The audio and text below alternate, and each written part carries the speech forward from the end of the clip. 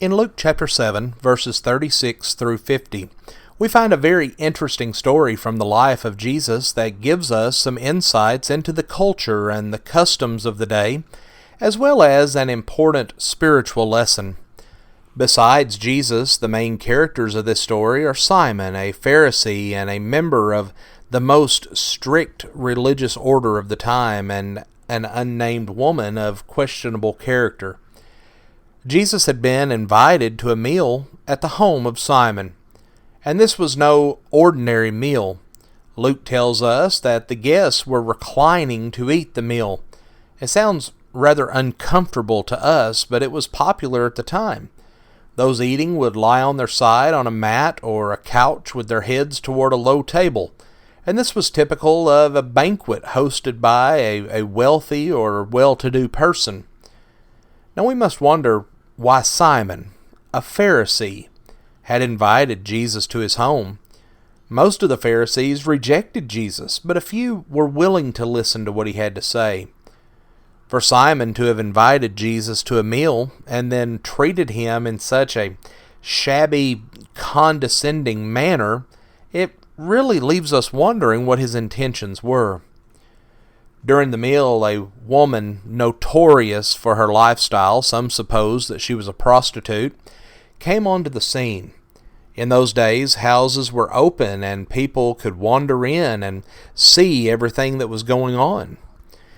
And this woman was obviously an uninvited guest, and her presence must have caused some great discomfort for the morally upright Simon and his guests. The woman carried with her a small vial of expensive perfumed oil, and unable to reach Jesus' head where the oil was usually applied, she stood weeping at Jesus' feet. Her tears fell on his feet, and she wiped them away with her hair. She then kissed his feet and anointed them with the perfumed oil. Now Simon and his guests, they were appalled at what they were seeing, for this exhibition violated so many of the social standards of their day. Neither the woman nor Jesus, though, seemed to be bothered by what took place. However, what we see, Jesus used this situation to teach an important object lesson. For we see that Simon had failed. Now, whether it was on purpose or not, we do not know. But he had failed to show Jesus even the most common of courtesy. But in contrast to this woman had showered Jesus with her love. And to make his point, Jesus told the story of the two debtors. One owed about 2 years of salary, the other owed about 2 months of salary. Each one was forgiven the debt. And then Jesus asked the question, which one would love more? Well, the answer to this was obvious, and Simon grasped the meaning of the story, that the one forgiven of the most would be the most thankful and the most appreciative. But what Simon failed to grasp was the application of Jesus' lesson.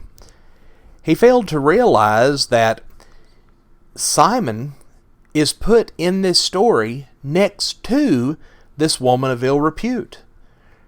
This woman, much had been forgiven, and she was so grateful to Jesus.